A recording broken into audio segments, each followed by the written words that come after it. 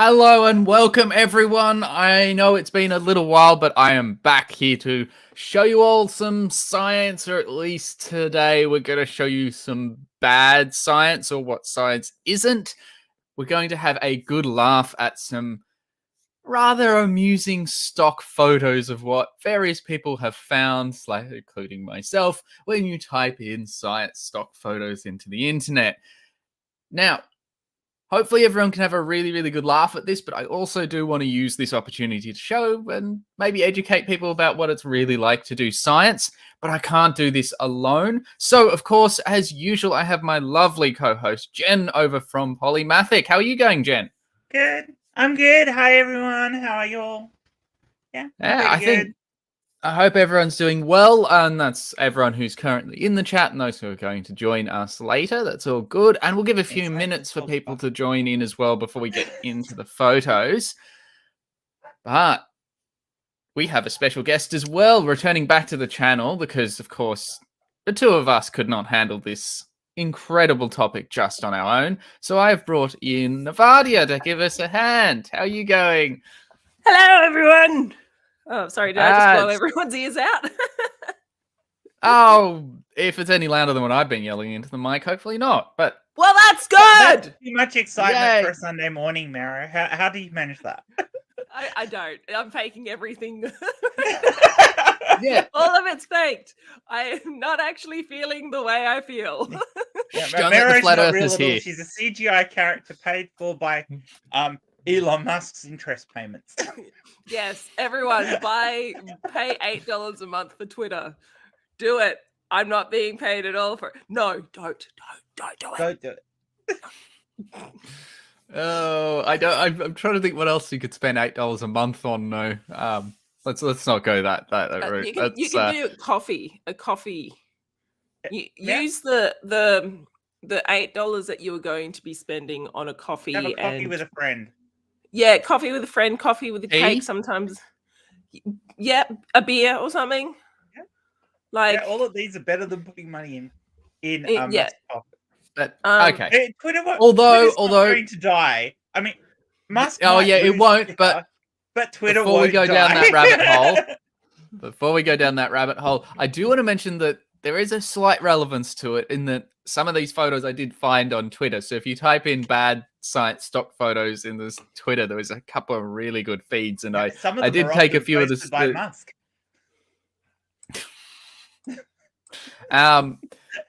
Others I found on some of the more common platforms. Some of them will have watermarks, which tells you where you get them from. If you want to know where I got them from, like any individual one, please send me a DM.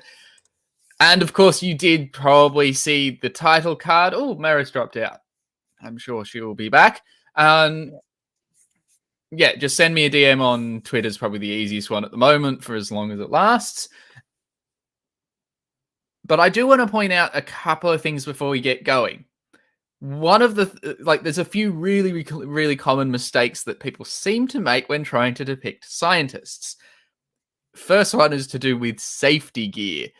Yeah, everybody seems to love lab coats and gloves and nothing else. Now, if I'm in the lab, the order of kind of like importance of PPE is safety glasses, absolutely number one, then lab coat, and then gloves, depending on what you're working with. But it is almost always in that order. What will change is exactly what each of them are made of. Safety glasses, not so much the standards for them. Although we'll see how many of these stock photos can get that one wrong. That depends on what country you live in, though. There's standards in Australia for safety glasses.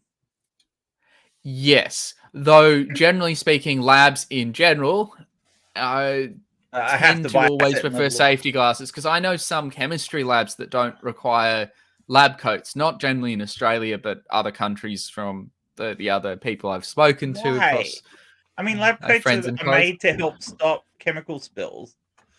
They're actually not there to protect you. They're not actually there to protect you. Everyone thinks a lab coat is this impervious thing. No, it is actually so that you can take them off and you don't bring the chemicals outside of the lab. They're actually to protect other people. Obviously, that will protect you in a way. They do protect you because generally the materials they're made of are thick enough that they give you enough time to get a lab coat off, and you can get lab coats on and off But they're not this impervious barrier. No, they're not an impervious barrier, but gloves, they do offer protection. Not meant to keep them on for a long period of time. Yeah, but photos don't do that. Oh, Yeah. because dropping out for a second. But yes, I think now that all three here, those are. Oh, that's my main one. Everyone gets the safety gear wrong. Before we get going, last thing, Mero, do you have anything to add? Because you also spend time doing some science. Some science? Are there any really, really common misconceptions? Because I said mine's the safety gear, because I also teach chem. That scientists are rational thinkers. Okay, well, I think that is one thing these stock photos get wrong. Well, sorry, get right. Right. Already getting my words wrong. Like some of these are definitely not rational. Yeah, no, there are definitely a lot of scientists and really smart people. Yeah, no. There are definitely a lot of scientists that have bought into a lot of woo. Yes, but hopefully these stock photos don't bring too much of that up, because, well, maybe because these are I do occasionally do debunk streams. We can do take on some woo on another occasion. We also still need to do our 2012 takedown, the movie 2012. Yeah, that's on the cards to do, but we'll come back to that at the end. I think we may as well just get started. Before we go, I do have a random question that just popped into my mind the other day, because I was thinking about the stream that we did together about the core, and I was anyway. There was that scene. They're in the core, and it was basically a horizon in the middle of the planet, which makes perfect sense. But I was like, if I went to the center of the planet and opened my eyes, what color would I see before I die? You would. Would you see a bright orange? Yeah, because it'd be a black body at that point. Yeah. Well, no, the temperature is a black body. It's not hot. If it's hot enough to see anything, it'll be a very orangey red glow. You're not going to be seeing. Again, that's assuming that it's not so bright it doesn't overwhelm all your color cells and it looks white to you like the sun does. But yeah, is there light in the center of the Earth? That's basically the question. Black body. Everything that has a temperature will be emitting some kind of light. It's the amount and the wavelengths that will change. And I think the core of the Earth, I would have to check the temperature, but I think it'd be warm enough to just see. Several thousand degrees. If you think about when lava and things come out, they're hot enough to have a black body spectrum that reaches into the visible. So yes, I would say that. For anyone who doesn't know, black body is might not. Because there's a big temperature difference between the outer mantle and the inner mantle. So if you're at the point of the outer mantle, you might not be able to see anything. Anyway, that is the very brief moment before it basically burns through your eyes and you don't have a body anymore. But so what was a black body? Sorry, Matt. I was just going to say the black body is just talking about the way that objects radiate heat out. So everything with the temperature has a black body spectrum. It's giving off energy because temperature has energy with it, and the hotter you get, not only the more light you get, but the bluer the color, or the bluer the most intense part of it is. I'm probably going to actually make a video on it sometime, because I possibly was wrong with one of my videos, but I'm not going to say which one. And I might have a correction to make. Yes, I know. Scientists actually might make a correction. A scandal. Ooh. I know. But I'm going to have to check exactly how I worded things, because this one's quite a subtle area as to whether I got it right or not. And so we'll see. But that's all on the cards. And I think most people here are for these funny little stock photos. I reckon we get going. I think we should. I think. All right. So first one up, this one is science or engineering. I'm not entirely sure, but I'm going to call it close enough to science. We have this lovely gem. I love this picture. There's just so my much favorite comment that anyone made to this one was, if it smells like chicken, you're holding it wrong. Now, if anybody watching hasn't quite got it yet, or you're not familiar with a soldering iron, soldering That irons hurts. have a metal tip that reaches about 350 degrees. You don't hold the metal tip. Yeah, it's always generally a bad idea to hold anything metal that's soldering while soldering. Yes. I've been doing it for my PhD because we've got a lot of electronics to control our circuitry. I've been doing a lot of soldering these last few weeks, and yeah, they have a nice little plastic pad and you've got up there, but no, you don't hold a soldering iron like a pen. No. It's just Well, no, you can get soldering irons that you hold like a pen. But not that one. That isn't one of them. No. They have plastic pads. But here's the other thing that gets me, apart from just how bad that is. Why is she wearing yellow tinted safety goggles? Is that a thing elsewhere? Because I would. Why never is she use wearing that. safety goggles at all? There is no need. If you're doing that type of soldering, there is no need to wear safety goggles. I still have when I've done this sort of soldering, but again, I'm normally you wearing don't need magnifying to. glasses as well, and my head is quite close to it. No, you don't need them. No, because this is something you do around the house. And aside from that, what is she exactly doing? There is no time in soldering like that where you wouldn't have solder or soldered braid or desoldering tool in your other hand. It's a two-handed job. You soldering. need, or at least the solder flux, which is a little paste that helps coat things when you're done, so that that you don't actually get oxidation. She's not even holding the solder to a thing that you would solder or desolder No. with that. Here's the other thing. The top of a heat sink, which is just pointless. Yeah. Oh, I didn't notice that.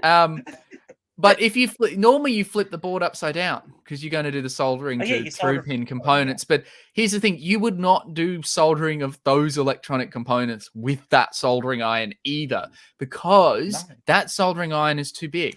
If you look at the board, yes, I know it's not the clearest image, but if you have a look, it's like an electronics, it looks like a computer component of some kind, the heat sinks and the chips, but I could be wrong. But there's some very small black chips that you can see, very flat strips. The pins for that are probably less than 0.5 mil apart. You are not soldering that with that thing. The only things I can see there that you would solder are the big pieces that are sticking up, but they're normally through pin. You flip the board over and you solder the other side. Or you can actually blow up a capacitor. On that board be soldered like that would be possibly some of the capacitors, and there may be some isolated non-single-sided resistors, non-surface mount resistors, and that would be it. And the sockets would be through a hole. So like not the sockets, the slots, the expansion slots would be through a hole, and the power connectors would be through a hole. Everything else is surface mount. And surface mount is wave soldered. So you basically you put all the pieces on the part where they are. You use a solder paste, and then you heat up the paste, and then it automatically solders. You do them all at once. You put all the pieces on, and they're soldered at once in an oven or on a hot plate or via an air gun, and you don't use a soldering iron for it. And if you were working on that to fix it, you wouldn't be using a soldering iron. You'd be using a desoldering tool. Which don't look like that. And they don't look like that. No, you're right. They don't. Some of them actually look like a bit like a soldering iron, but they're more like a gun with a vacuum. I've seen those. It also doesn't look like she's got a soldering tip on the end of that. No, but I think that could be the blurry bit of the picture. I've got a plug-in iron in the garage that looks close enough to that I'd say that the soldering iron would work. Just she won't stay holding it like that. No, but no one solders a circuit board like that. Also, you just don't. The last time and I used to do this. The last time I ever soldered on a motherboard for a computer was probably 15 years ago, because it's not worth it. The amount of time you'd spend on a modern board trying to find the fault ends up costing more than a replacement board does. Also, maybe I should bring out the board. Can I also point out Can I point out the lab in the background? Why is there a fume hood? It looks so photoshopped. But I think they've just gone chemistry lab because they think soldering and chemistry is the same, because of course it is. Look, at least they'd have fume extraction, because that's one thing you can do with soldering. You don't need it, but you can get a bit of material coming up from when you actually heat the solder, but it's not. Most solders these days, you can get lead-free ones that are a bit safer, and the fumes are not that nasty, but like they're not going to be the same as the lovely organic compounds that say put me in hospital, or I have to tell my students not to walk around with in open beakers with. Or don't, as I know, I actually know someone who did this. Do not, if you're in a chemistry lab, go up to someone and ask if the beaker smells like chloroform. I'll point out particularly one thing if it actually has chloroform. There's one thing they've got right. There's one thing they've got right. She has her hair tied up. If you have long hair and you're soldering without tying your hair up first, you're a fucking idiot. Oh, yeah, I know. It's a problem I have to deal with when I'm soldering. Yeah. Also, on the right-hand side of the picture, that safety, not good. Not good. Yeah. Because presumably that cord is the soldering iron cord. Presumably. It could be plugged Could into be. something else. But I'm looking at how unsafe that lab is. It's ridiculous. Yeah, look, I have seen very messy labs, so I'm not going to comment just because I'm not going to become a hypocrite. So, oh no, I mean, let's if you pretend look at my house, that everybody in chemistry is clean and perfect all the time. The real thing that amazes me about this photo is that soldering is the thing that a lot of people have seen people do or had some experience with. You know, even if they haven't done it themselves, they've seen somebody do it, and they know which bits of the soldering iron get hot. How the hell did they ever frame this photo that wrong? I don't know, but it's not the worst we're going to look at today. I did send this to an electrical engineer when I first saw it because I was just like, this is ridiculous. Yeah. But yeah, it's not the worst offender. The second one is actually the thumbnail, so everybody has seen this one. But I mean, like, isn't this what you do in a lab, Mero, when you do your experiments? Except I imagine you've probably got a snake there. But this is how you do science, right? I mean, I look at my snakes, yes. And look, I got a few things. At the beginning, I said that there is the 3 orders to safety gear. And yes, this is where my mind went first before I figured out that, no, you don't do this to a chicken. They've all got lab coats. They're not all buttoned up. You would never have a lab that lets you have unbuttoned lab coats like that. And if you're not in a lab, well, then you're not wearing your lab coat. But where's their safety glasses? Like you don't need gloves. Most labs don't actually have it as a requirement. But there's no safety glasses. Chicken. I mean, chickens are pretty vicious. But you don't need a lab coat for that. But you might need the gloves. And but having your face level with an animal is very, very stupid. I mean, that chicken does not look happy to be there. No. But you know, the chicken. Why do you need 5 people to stare at a chicken?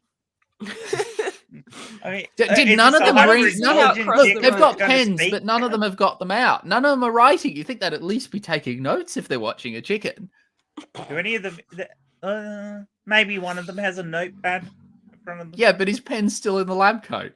And why are there eggs in the egg cup? I mean, surely. Look, this one has no explanation. But this is a common thing with these stock photos is that it's always like scientists stare at things to learn them. And I'm like, no, the only time I'm staring at something is blankly at the code that's trying to read my data because I have no idea what's going on. Well, they all look very confused about what the chicken's doing. And the chicken's going, what the fuck are you doing? Everyone's confused. I'm on the side of the chicken there. Yeah, me too. Like, yeah. What are all these strange people doing, and why have they put my eggs in a box? Unless they're like, "Ooh, lunch, we haven't been fed." Things. What are you doing, dog? Yes, at least your dogs make sense though, and you don't have 5 random strangers staring at each of your dogs. Yeah. Look, this one has no explanation. I just found it. It was like this is the photo that actually gave me the idea to do this stream because I just saw it was like the only explanation seriously anyone think this is what it's like to do hyper intelligent chicken and they're waiting for it to say something profound. That's Maybe. The only reason you'd have people standing around staring at the chicken. It's a lecture given by an hyper-intelligent alien chicken. Yeah, but then why are they wearing their lab coats if it's going to be a don't lecture? know. See, here's the no scientist ever wears a lab coat outside of the lab. I If you have see though, someone, but I was in costume at the time, so okay, yes, unless you're dressing up, no actual on television. scientist who's being a scientist will have their lab coat on when they don't need to. 'Cause the Unless whole your name point, is as I mentioned Dr. Brown. earlier, is also that it stops contamination. You take it off when you leave the lab so you don't bring all the lovely chemicals with you. But anyway, I think we're overthinking this one. What have I I mean put they're up for? overthinking this. Yeah. Oh, yes. I'm not even sure if they're thinking at this point. I think it's, ooh, lunch. Could be. Mm. Maybe they're just, like most scientists, they're just poor and this is free food to them. I wonder if one of Yeah, them's about probably. to say, does anyone have any idea how to turn Jim back? There's a good caption. There's a good caption. All right. What See, else that have would we got? work. Because like, That would explain Yeah. the chicken on the table and the people just standing around staring at it. true. Like, oh, damn it. We forgot to build a reverse. Never mind. I saw this one and just thought, like, what? Why do you have the microscope outside? Clearly, he's got a vial to collect the samples. Yeah, Do we so you bring would need your microscopes microscope. outside into the garden?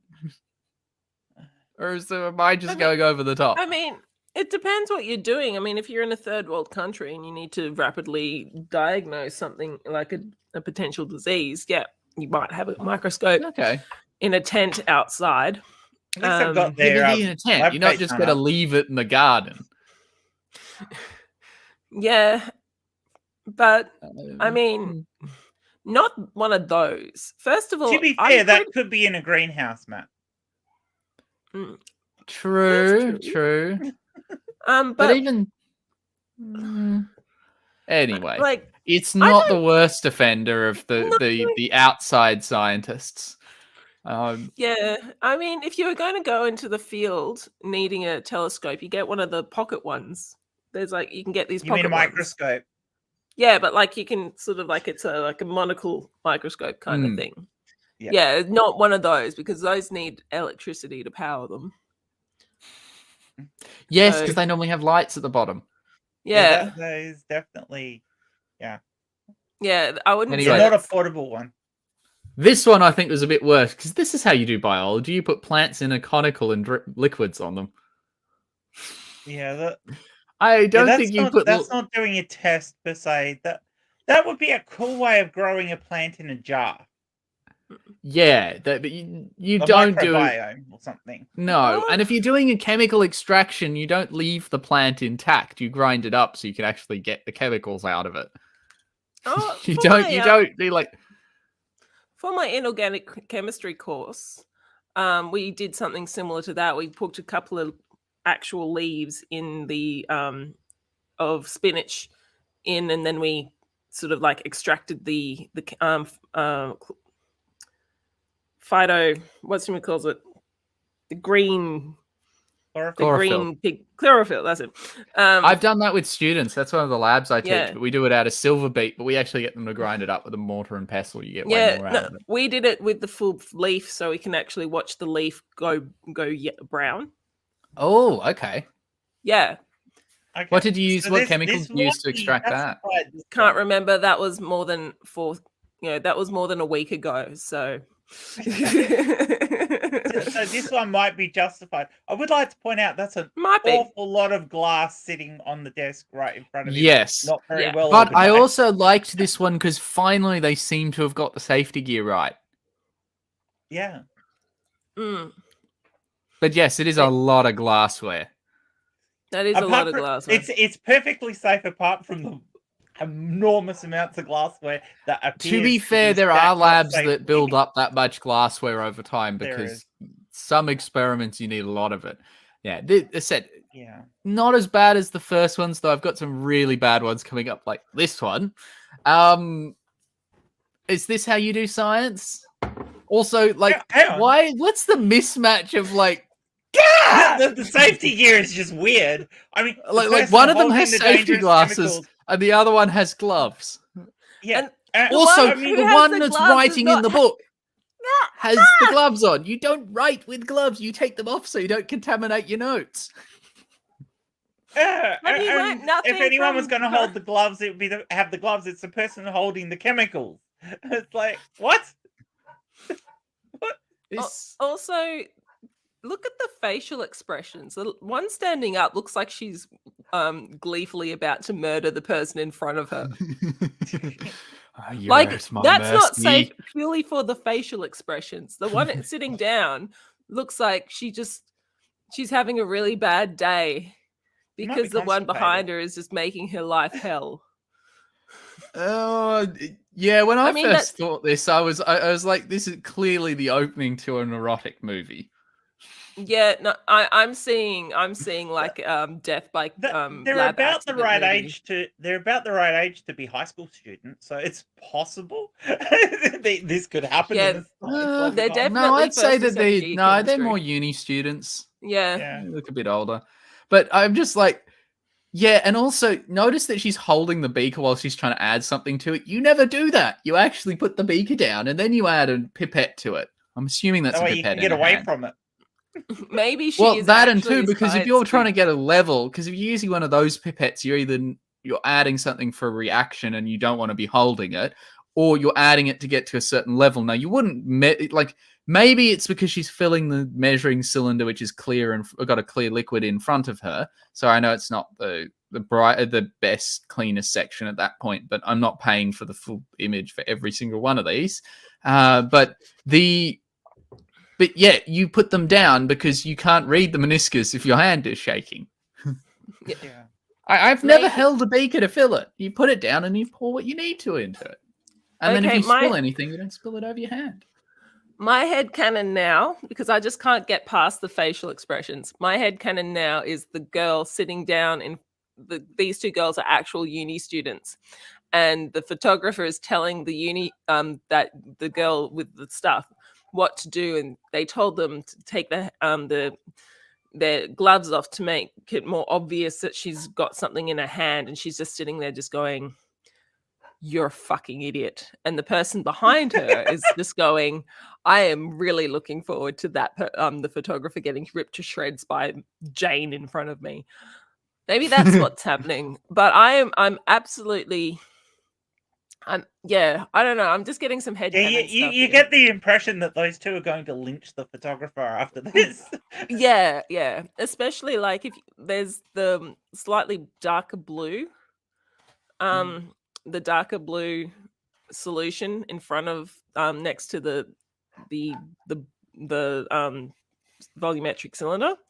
So obviously they're like halfway through it and maybe like a dilution practice, so it might just be watercoloring, which is probably why it's safe for her to take off her gloves. But I'm just looking at that. Yeah, there's so much.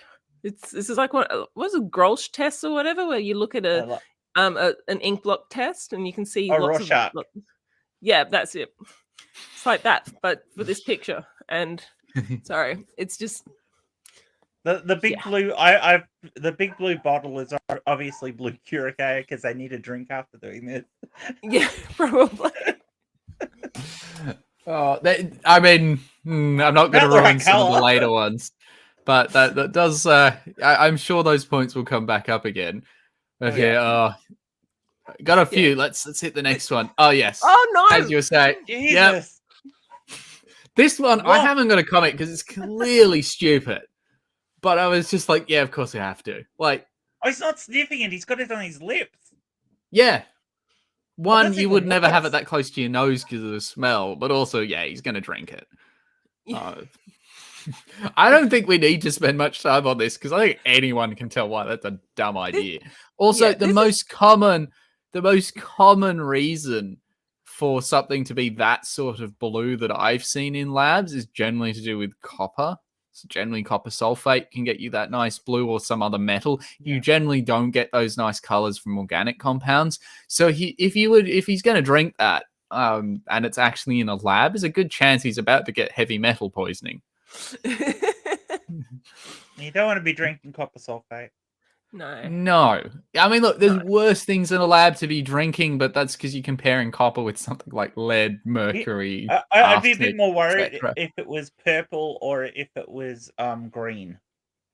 Yeah. Yeah. Yeah. I mean, but you've got what Conti's crystals. Like that's not too bad. Yeah, you can Some get people- blue dyes that are nice, but you generally don't find pleasant chemicals in a lab that are blue. No. But Conti's crystals makes those beautiful potassium permanganate, a beautiful purple pink color. That's really, and that's not too bad. I think some people drink it for a laxative, meaning you probably shouldn't drink it. You shouldn't drink that much of it anyway. No. If you want, I mean, you could drink small amounts of mercury if you wanted to. I wouldn't say it was a good idea. No, True. actually, fun fact, everyone. There were It's not going people. to be if it's about mercury. It's not going to be. It's all yeah. Well, they in ancient China, they drank pure mercury as a laxative, and people had to go. There was a job where people went through other people's feces to extract the undigested mercury. Lovely. It is Well, actually an I mean, antibiotic. if you want a really good fact about this, the Lewis and Clark's expedition across the US to find the gateway to the Pacific, they were given mercury pills to help with keeping them regular, and the way that they figured out the path that was used by tracing the mercury deposits left behind by the people who did the expedition. So, yeah. That's What? They one were of- called bilious pills. Bilious's thunderclappers. Which is One of just an awful name for a tablet that gives you the... That's a brilliant name. One of Oh, the most here's one on this similar is that a lot of chemists will know what I'm talking about, but phenolphthalein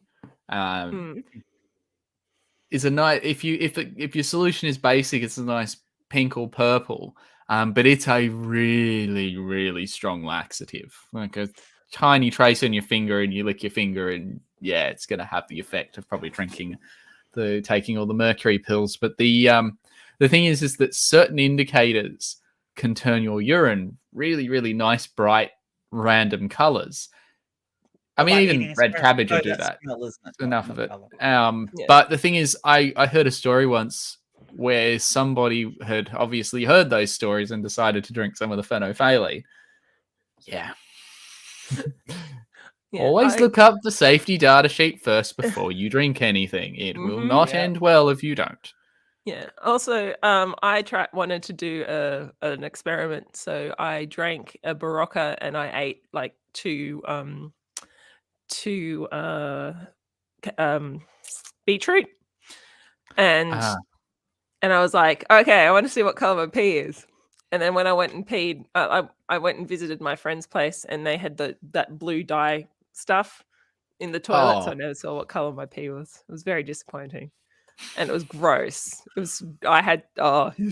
It was gross. I drank the beetroot as a juice, and it was just like because I really beetroot's yummy though.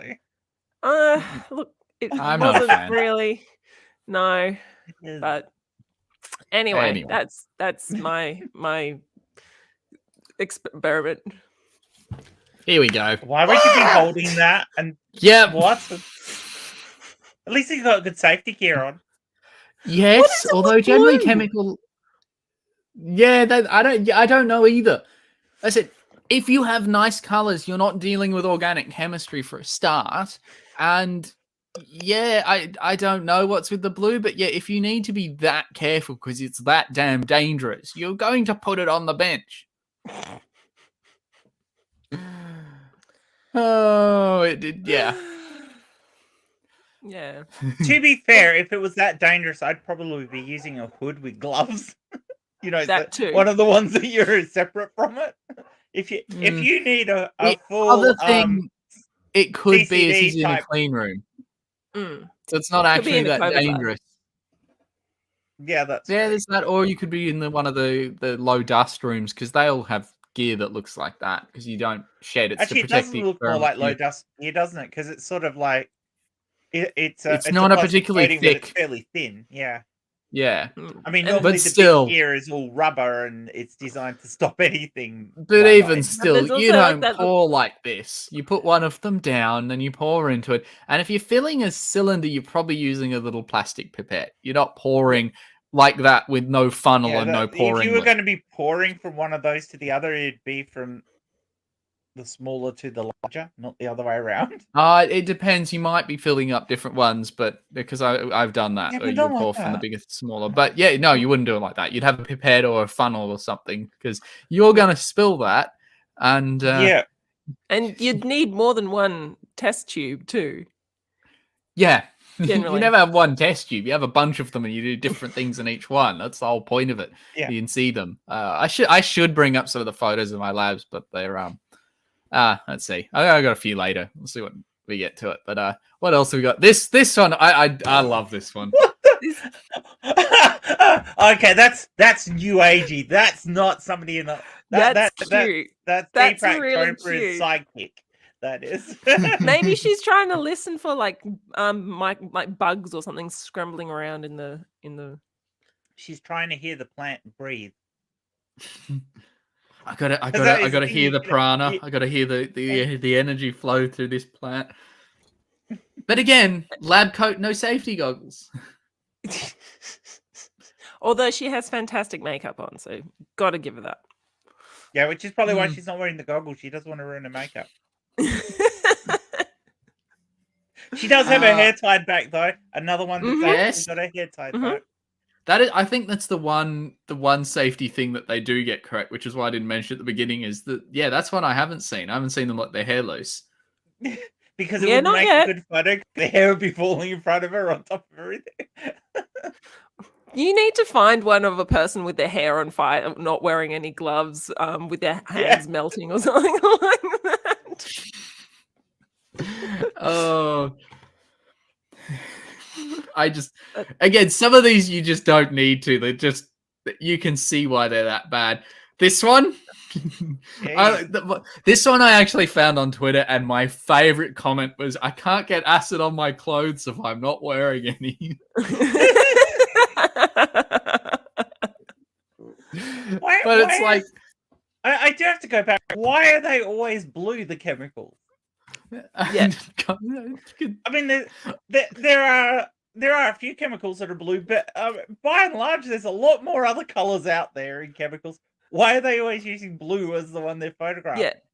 Potassium penanganate, beautiful color. It's gorgeous. It's sort of like, I don't know, it's a darker version of this. And again, gloves are no lab coat. You are more likely to have a lab coat than gloves. At least, Maybe again, she- as Jen has Maybe pointed she out, already the hair is spilled tied stuff back. on her lab coat and had to take it off. Yeah, but then you're not. You've put the stuff down and you've left the lab to go get another lab coat. The lab coat, yeah. Like when So I potassium spill. penanganate, similar color to that. It's gorgeous. Oh Yeah. yeah. As I said, you generally do not get nice colors in organic chemistry. Now, it could be indigo, which is the same stuff you dye jeans with, but that's normally a darker blue than that. Yeah. Even when it's not that concentrated, it's a deeper blue. And that's an from an experiment indol. that we teach first years, and I love that one. It's called blue jeans. We actually we get bits of fabric and we turn them into jeans, like the jeans you wear. It's quite cool, but there is a reason why you don't tend to see blue in nature, and that is for organic chemistry to actually get to blue. You need to have what are known as conjugated systems, and they need to be very long. Now, conjugated system is, to oversimplify a fair bit, is alternating single and double bonds. And the electronic structure allows you to absorb light. And the bigger it is, the longer it is, the longer the wavelength. So the redder the light you can absorb, and you get left with the blue stuff. But nature does not like making them. It's not efficient and not easy for it to make it that big, which is why blue is very rare in nature. And by blue, I mean proper blue and not some weird like nano purples are more common structural thing where you can actually get blues by basically cheating, doing some optical cheating. So yeah, most organic compounds in chemistry labs are white if you've done the purification right, or they're brown if you haven't quite got the purification right. Yeah, no, it's not good. But yeah, it's because blue is really high energy, isn't it? So to be able to reflect blue actually requires a lot more energy to make. Is that correct? Or Yeah, because I said that you got to get these big conjugated systems, and to pump that in and to actually get something that big is just it's not practical or useful for nature to really go down that which is path. why your when you like stickers and stuff that are in the sun fade to a blue, because when sunlight hits it, actually every time there's a reflection, a red reflection, it sort of breaks down the molecule a little bit, and then after a period of time, that's why your everything fades to blue, is because blue is really high energy, and because it's really high energy, it's able to absorb more energy, and the molecule doesn't get broken down as much. That was one thing I learned in because the color that you're seeing is the opposite to what's actually been absorbed. Yeah. So if you're left with blue, it's actually the red energy that's been absorbed. So it's the lower energy so the higher energy will get rid of the red color. So that's I think what you're getting at. And it's one of those weird things, is that it's not that intuitive. But if you want a cheat way to look at what color's been absorbed, just look at a color wheel and go the opposite side. Yep. And that's that piece of useless information is something I learnt from university. There's like 3 useless pieces of information that I've learnt. Which is why the production of colors when you mix them on a painting tool is different to the production of colors for a computer monitor. Because when you're emitting colors, you actually have to emit the colors you want people to see. But when you're using color absorption and reflection, it's actually done differently. Taking away the colors you don't want to see. Yeah. So you've got subtractive color mixing and additive color mixing. And you use subtractive to do painting and additive to create the colors on a monitor, which is why it's RGB on a monitor, but it's yellow. Oh, what is it? What are the colors of them? Yellow, green, and blue. Doing this? Like, was she measuring in a cylinder? I just realized she's just doing like was she looking at the size? She probably doesn't know what to do with the other hand, so she's doing like maybe. Voodoo. Everyone has a spare hand every once in a while. Maybe it's not a science one. Maybe it's a Hogwarts thing, and she's about to cast a spell. Wingardium Leviosa. Yeah. All right, what else? This one I loved as well, because it's just like, hey, it's not blue. But it looks photoshopped. It's not blue. Yes, it's not blue. Again, she's not wearing safety glasses, because if you have gloves, well, none of them have gloves. But as I said, that one's fine. Not everyone has gloves. I mean, when I melted my hand off, I wasn't wearing gloves, and I didn't need to, because you can get complacent with gloves. You're not meant to wear them for long. But yeah, I think they've got lab coats by the look of it, though it's a bit hard to tell based on the poor lighting. But yeah, she needs safety glasses. Now, some people think that regular glasses can replace them, but they need to be a certain size. So mine would be big enough. But most labs, again, this one could depend on where you are, would also need side shields. So you can get little attachments. Yeah, but those glasses are too small. But mine is just like, again, it's this theme of science is about staring in shock at whatever the hell you're doing, because you don't know what color it is. Maybe she's pregnant. I mean, looking at it, the only thing and the two guys are like, oh no, which one of us is it? But the only thing you could tell from that by looking at it is its color, like the way they're looking at it. And it shouldn't be surprised it's pink, because I've got a big bloody bottle of pink right in front of them. So why is it a surprise? Maybe she's pregnant. It's a pregnancy test. Yes, it's a pregnancy test. And they're... Oh, damn, it's pink. It's a girl. Blue. Maybe that's why it's not blue. They're shocked because it's actually pink. Yeah. They're expecting it's it to be blue. Gender reveal. I do really like that there's 3 different colors of things in the vials they've got there. And none of them are blue. So finally, no blue. I like it. Yeah, they actually look semi-organic. Yeah.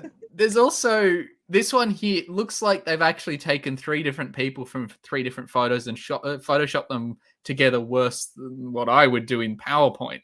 Because look at the lighting on their faces. I'm just like, it's something. Yeah, It it's looks all like they've just wrong. got 3 shocked people and photoshopped them into the same one. But anyway, We digress. Oh. Yes. This one, yeah, because you really need your safety gear when you're doing VR. Hey, at least they're doing the safety thing. I mean, you can't fault him for not having goggles because his eyes are at least covered. But yeah, Oh, you I might learn actually have medicine goggles best underneath. when I'm wearing a lab coat. and I've and never a studied stethoscope as well. I mean, in the age of COVID, I can't blame him for the mask. Yeah, no problem with a mask. No At least problem he's with the wearing mask. one. Yeah. But I just Yeah. like, oh. Anyway, see, Yeah, that's weird. this one here because Again, no blue. yeah, I know, but here's the thing that is a little more subtle about why I picked this one. No She's gloves? holding 2 pipettes. You generally Right. need a bulb or some other kind of pipette filler to actually draw liquid up into them. Well, we don't So do it by unless she's mouth got anymore, do we? vacuum pumps in her thumbs, those aren't going to work. So don't we suck it up through the anymore? We don't do that anymore. I know I mean- professors who do that, who were talking about, like, back in the day, they used to instead of using an actual filler, you would suck up and just hope you didn't go too far and get the acid or base into your mouth. I mean, technically, you could, if they're open at the end, you could put it in, put your thumb across the back end, and lift it back out again. Yeah, but those are gradated. Well, they've got the volume Gradation, measurements I mean. on them. Well, at least one of them does. You're not going to do it that way. You need to draw them up. So yeah, and the thing is, you would never do 2 of them at the one time because to actually fill them and load them, you need 2 hands. Yeah. Also, what on earth Maybe would she's just orange uber be? talented. I'm just trying to think what sort of organic compound would be orange. Piperine. Piperine's a yellowy color. You could, if it's concentrated, so it's the active ingredient in pepper. I've extracted that one out. I've had a couple of things that are orange. You can get certain iron compounds. I mean, that's inorganic, but I mean, you can get a greens few- are common as anything, and you can get lots of Yeah. reds. But although that's looking It's a bit of a, I don't, oh yeah, it is almost. It's a nice Christmas color, which is coming up. I imagine I'll wonder have if to think that of was what to the do point for of this. If this was a Christmassy science photo thingy, possibly. it's weird. Out of curiosity, what's that on the left? Up, like, what are the circular? Is it like I don't actually know. It looks like they've ripped the coil out of a rotary evaporator. It looks like a Yeah. condenser coil that's outside of its equipment because you'd never have one of those coils on its own. They're normally Hmm. encased in something. So it looks like, yeah, they pulled glass out because I have no idea what they're doing. It looks cool. That's the only yeah. reason it's there is because it looks cool. What's next? Oh, yeah, this one. This is how you do forensic science, isn't it? Yeah, with your hair down and everything. Hey, yeah, we've Yeah. got one with their hair down. Yay! Mhm. Plus, this is we just hold things up like that to take samples from them rather than actually putting them down. I mean, at To be least she's fair, got though, gloves. At least in this case, she would have to wear gloves. Yeah. Yeah. This Yeah, you one, don't wanna safety accident- gear wise, they did all of the common points they got right, and then the most Except common she'd be point they wearing got a wrong. hair. She wouldn't just be tying her hair back in that lab. She'd be wearing a No, hair you'd net. have a hairnet. Yeah. Mm. Because you wouldn't be allowed to But- get your hair into it. You can't do the thing. Yeah, I found And this she'd be one wearing just a like- mask too, so she didn't breathe on anything. And you'd also have your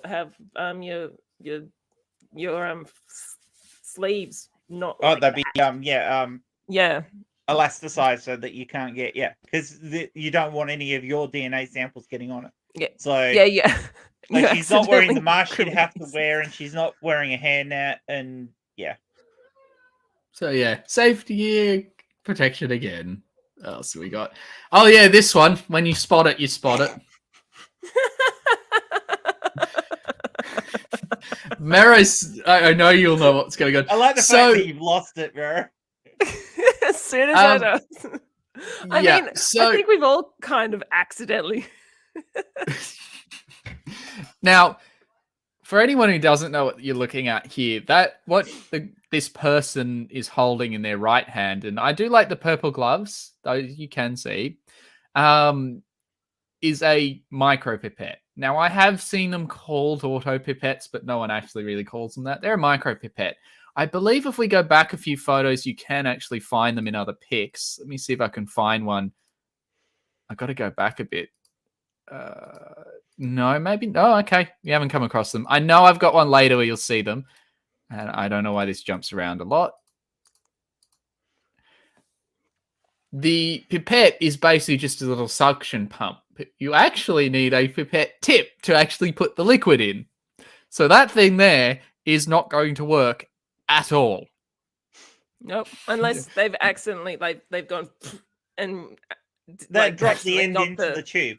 Yeah, Yeah, which is possible. or they've we've all pulled the done that. liquid up without the tip, and now they've ruined another pipette. And I would like to see the zoomed out version of this picture for that, just to see the look on their face, because I'm sure it's happened. Doesn't work. Yes, so this is one that where anyone who has anything to do with a lab with a pipette, you'll know what I'm talking about. It's still not the worst offender of one of these that we're going to see, which is weird because forgetting the tip is like the most basic thing you can do with one of these. So keep an eye out for that in movies because I'm sure they'll get it wrong in movies sometime. This was the worst offender. What the fuck are they even doing? It's upside down. I mean, I'm aware of that, but what? The whole thing's upside down. It would be like trying to fill a tea mug with the jug under the cup and pouring up. They don't work that way. At least they got the tip on. But again, no safety glasses. But you wouldn't be holding that underneath it anyway. That's all part of a machine that you sit the thing under and set it and walk away anyway. Some of them you have to handle them, so that's probably one that you really? do by hand. But you can also see that the numbers on it as upside down. By hand, though. You can see that they've set it from a. It looks like, to me, that looks like 300 microliters is probably what the reading is, but they've got the reading upside down. So whoever had this, it's got text, it's got images on it that they've all had to put upside down to take this photo. Like, there's no liquids in there as well. No. Well, we know where the liquid's so gone. Maybe the guy's just going. Yeah, it's down the other end. Okay. Gravity took care of that liquid. Yep. And now you've ruined another pipette. Does it fit? Maybe he's going, does it actually fit properly? Like lining it up before. I've never got to use one of the ones with the multiple heads. I tend to use the slightly bigger versions like you saw in the previous one. Generally because I just don't. I'm not a synthetic chemist. I'm probably by the time I completely finish my PhD, I can call myself a physical chemist. Yes, at least they put the tips on. But again, it doesn't really matter. It's not working either way. This is just. Maybe he thinks you've got to sit it down and then you've got to tip the whole thing up the other way. He couldn't get it. Well, the other thing is just got holes in it. So it's just, again, it's like holding the beaker upside down and being surprised why it's not holding any liquid. The other one, actually, I'm seeing Mark Caesar's comment. The other thing that came to my mind is unless maybe he's also in Australia. Yeah, that's true. True. He's another Aussie. Then it might work. This is a silly one. And again, safety glasses. You'd have safety glasses on. Yeah. Hi, giant butthole. Before the safety glasses. we have more people. So I know Mark Caesar and Giant Butthole are now here. And for anyone else, hello. I've had a few people through it. Reese, I don't know if you're still around, but yeah, and I'm sure we might have one or two loiterers as well. People stalking in the background. That's good. And yes, if you have images you want to show me, feel free to DM me send them to me. I might be able to bring them up at the end, but yeah. Let's not get into that. I want to enjoy my day. This one here, again, is a bit more for a chemist, but I think Mero will spot why this is a dumb idea. I know he's meant to be a professor, and that's why he's dressed up with no safety gear. But for a start, no. If a professor's giving a lecture and they do a demo, they will put the safety gear on for the demo. But also, he's not looking. He's not looking at what he's doing. Again, you're posing for the camera. But also, he's pouring the liquid through a condenser. Yeah, which should go the other way. No, you don't pour liquids through the condenser because that's a distillation saying, condenser. You wouldn't even put or it. You wouldn't put a condenser up and down like that. You'd have it.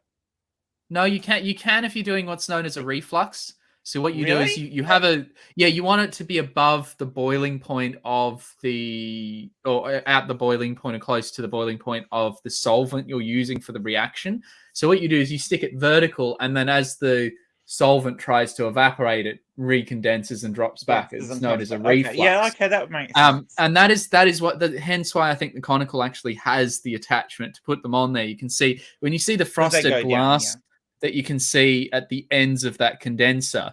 The only thing is that condenser is not plugged in because there's no liquid pipes on it. You normally get the rubber tubing to do it. But yeah, you don't pour with one of these. You pour with a funnel, and then you attach this when you want to do it. So this is someone who doesn't know the difference between a condenser and a funnel.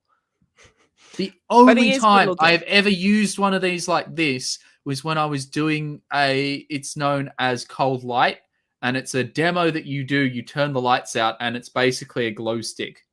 So you use the condenser to show it off. But you can't, yes, it's colored, but you're not going to do it for that. And you'd normally have a reaction. You'd still have a funnel at the top of it. Yeah. But he is attractive. You got to give him that. Yes, and that is one thing that they seem to think is like scientists are either the crazy Einstein thing or there are people who look like they could be in an erotic movie. That seems to be the theme today. Yeah, I definitely could do an erotic movie with that dude, that's for sure. The things that you learn. But here's the again, safety glasses I can get by with, not the lab coat, and it's like anyway, you take the tab thing off to pour. I like that one. Maybe that was just a me thing, but that's not and also blackboards. This is one thing I will mention. There are still lecture theatres with actual blackboards. A few of the lecture theatres that I took my chemistry and physics courses in don't yet even have whiteboards. They're that old. Is there a reason why they phased out blackboards? Whiteboards are generally, I think, easier because the chalk and cleaning them and the dust and everything. But it just tells you that some of these labs are decades and decades. Well, the lecture theatres are decades and decades old. Although if you look at the colour of the fume hood, the splattering of brown all over it, you can tell they're not new. But anyway, that's beside the point. At least it's cleanish. Yeah. But yeah, like that one. This one here. What? Oh. I'm going to pipette solid plastic. Yes, I'm going to pipette my chemicals into a model whilst holding two vials of random liquids, one upside down, one the right way up. I'm going to have the pipette beyond 90 degrees because, again, you don't want the fluid getting back into the pipette. And I know it's a bit bright, but you can actually see that he's got a tip on the end of it. So at least they got that right, but you would never hold them at that angle. You have to have them holding down. And there's liquid in the pipette as well because it's blue. Some of the pipette tips are blue, and this one's the light. They got the lighting too wrong for me to see it. But yeah, no, I've worked with tips that are blue, so that's one of the few things. Safety, otherwise they actually got right. His hair's tied back. The gloves are on. The lab coat's done up, and he's gluing the thing together. Yeah, you wouldn't use a micro pipette for that. Or you could, but somebody might get really upset with you for it. And the way he's holding it, he's just got glue all through the actual pipette. So yeah, there goes a little bit of money. Yeah. Just a little bit. Also, But again, it's this thing about scientists staring at their experiments. I swear, if I stared at my experiment like that, it's going to file a what's the thing with it's going to the police. I kept looking at it like that. Oh. I mean, he also has one of that sultry look, kind of like sexy scientist about to start an erotic film, which, again. I mean, look, This is one of science those, is sexy, but that this is doesn't one of mean those that. South American scientists, Yeah, his name's named Fabio or something like that. And, I'm thinking it's more of Raul. Raul, yeah, that works. Yeah, as well. Raul, and he's looking into how pheromones affect women or something like that. Which And he's coating the model with pheromones, and he's going to go up and teach people. Yeah. Also, by the way, humans. Anyone wants to take this on as an idea for a South American TV series? We want a cut. Yeah, we want royalties. By the way, just letting you know, the part of the brain that that humans used for pheromones doesn't work anymore. That's long since evolved out of our brain. Yeah. So yeah, I mean, but I don't know. There's definitely something very attractive about that man. I mean, come on, science is sexy. He knows how to hold a pip out wrongly. This one I just put in as another example of, yes, scientists do their science by staring at colors. To be fair, though, if this was a teaching exercise and you were wanting to show your students the result, possibly, but still, also, yeah. This is the one I so far have the least issue with. Yeah. But there, I do have a small issue with that. Is that nitrile gloves are slippery as fuck when they're wet. I would not be holding that like that. I would actually be holding the top around. Yeah, I would not be holding also, it like that. Safety glasses. She's just wearing her own glasses. That's. I'm not sure about that. They could be safety glasses. I know some that wrap around a bit like that. Okay. I've got pairs like that. Not with me here, but I have them at work. So possibly. But anyway, that was one of the better ones. I just put it in there because there seems to be this theme that science is all about staring at things until you yell eureka. The least likely thing you're ever to hear in a lab is eureka. The most likely things you are to hear is like, oh, the hell, what's going on? Oh, damn, it's on fire again. Oh, no, the code's not working. And, oh, good Lord, how did I break it even more? Or, well, that certainly isn't working. Something like that. Those are way more ones. There's a lovely cartoon where it's like, everyone thinks scientists say this, and that's got the list of things. And my favorite one is a guy's just like face palmed a desk and gone arse, and just the equipment's caught fire in the sides. I'm like, yep. What is At the least saying? metaphorically. There's a saying. It's like the best scientific inventions was not started with eureka, but that's funny, or something like that. Oh, and the number of things that have been found by accident too is most of a lot of science has been done because you find something that you didn't expect, and that's what Maro's pointing out rightly. Well, that's how we ended up with anomalous results, because it's like, okay, this isn't what we expected. We've got something else to learn, and that's normally where it comes from. Or like microwaves is when the guy melted a chocolate bar in his pocket. X-rays was when someone accidentally exposed some photographic paper they had in the drawer, and because it was in the drawer, they're like, how else do we do that? Something's passing through it. And those are the two that come to mind. It is actually very rare to have a scientist have a eureka moment, and the way movies depict, and this is one of my biggest pet peeves of the way scientists are depicted in movies, is that they're bright people who know everything about every single area and they don't need to collaborate with anything. And then all of a sudden they need to solve a problem, and they think for 20 minutes and then they have a solution. And it puts in people's minds that science is this fast process where it's like, oh no, we can just solve the problem once we know how to do it. And it's like, no, science is a boring, long process. The findings are interesting, don't get me wrong, but the process is tedious, methodical, and boring because it And needs it's to the same be. with all our And it's films. about It's why many things people happen in working together. stages. Yeah. Because No one. the discoveries beget new discoveries. So we have to build the tools to do the science that we do. And Yeah. that requires doing science in the first place. The This- easiest example to show this of is the computer and electronics industry. We have the computer technology we have now because of the computer technology that came before. We built better machines to help us build better machines. And science builds on itself in exactly the same way. We have to build each stage of this, and we have to get, and all the different disciplines have to come together to improve the way that we can do the science in each field. So no field truly stands alone. We need the maths to improve so that we can do the calculations to solve the equations that give us the insights into what we're discovering. We need better material science so we can make the better equipment so that we can test things.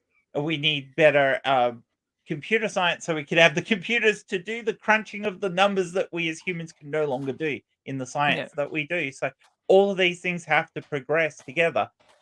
They all rely on each other, which is why everything is so slow. From where we look at it, if we look back, we go, "Oh, everything happened so quickly," but it doesn't. It happens incredibly slowly.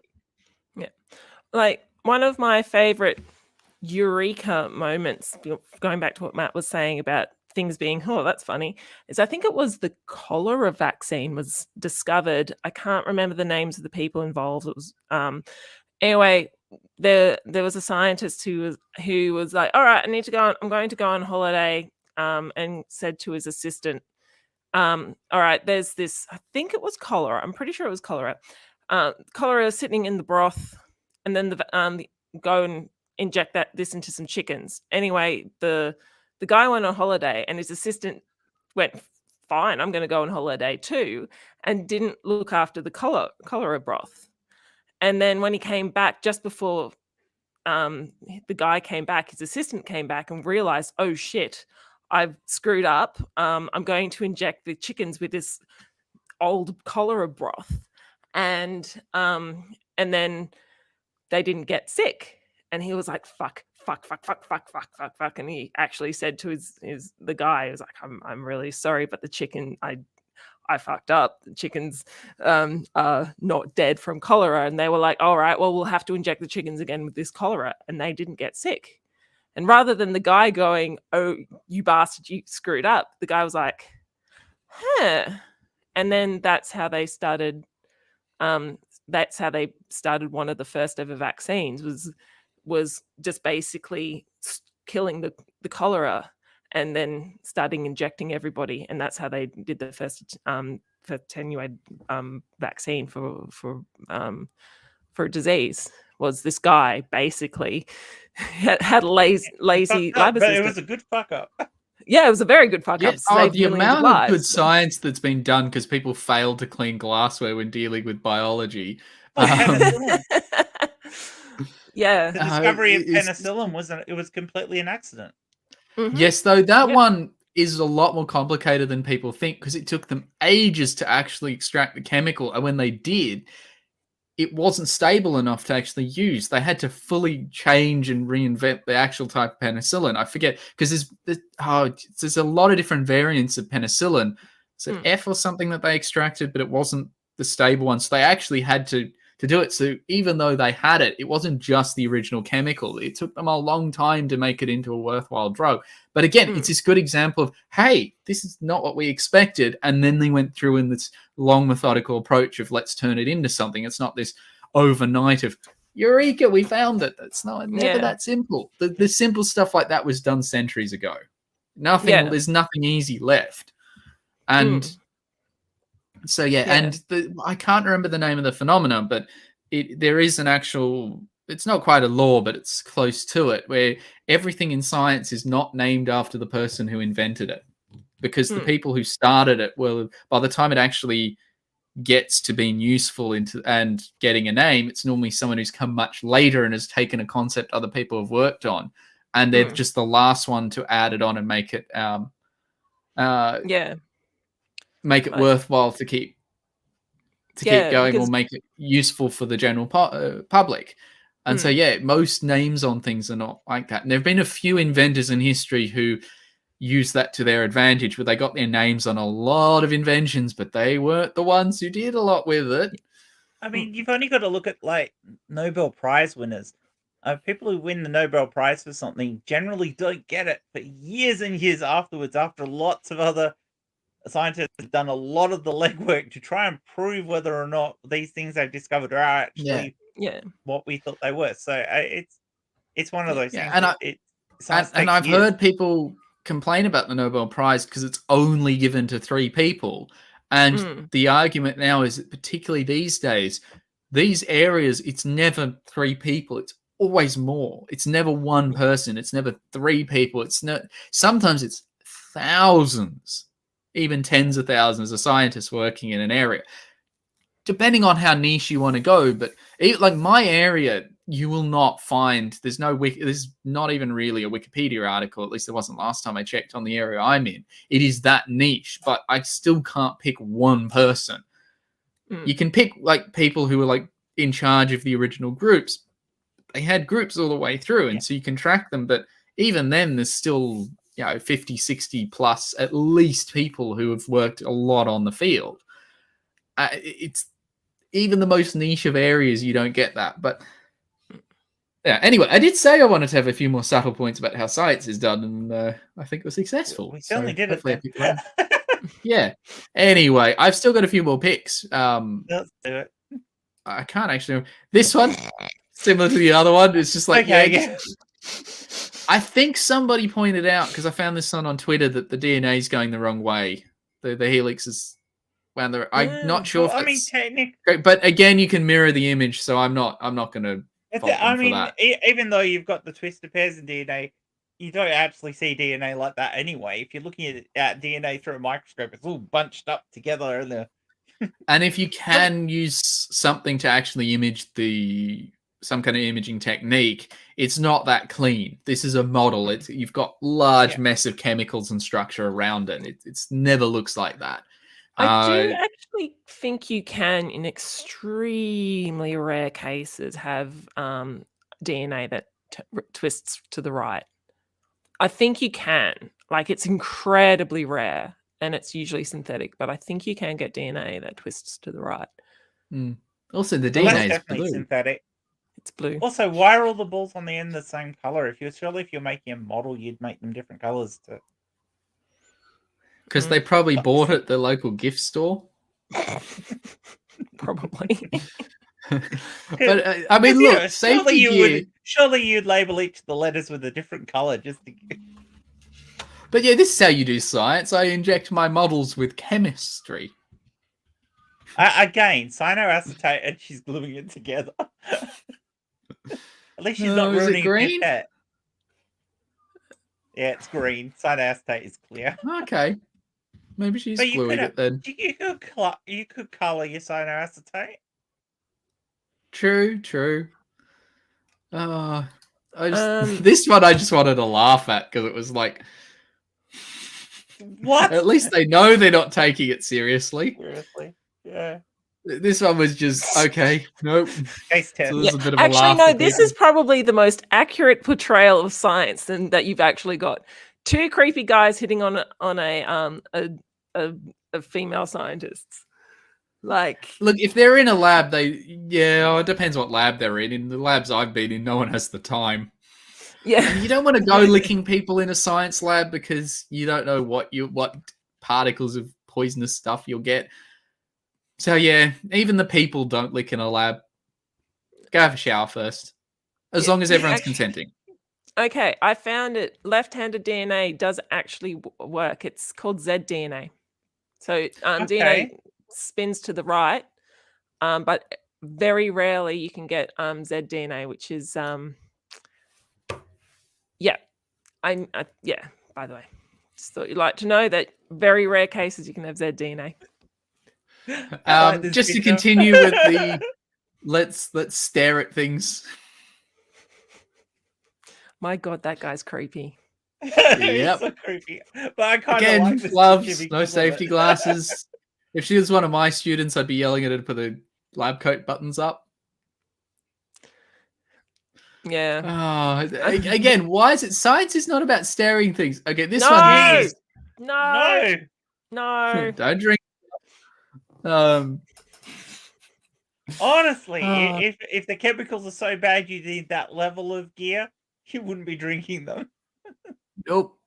It looks like they've just used measuring cylinders to drink a Zupa Duper that they haven't frozen properly. Which, to be fair, this could be something that's done at a party for graduates at the. Yeah.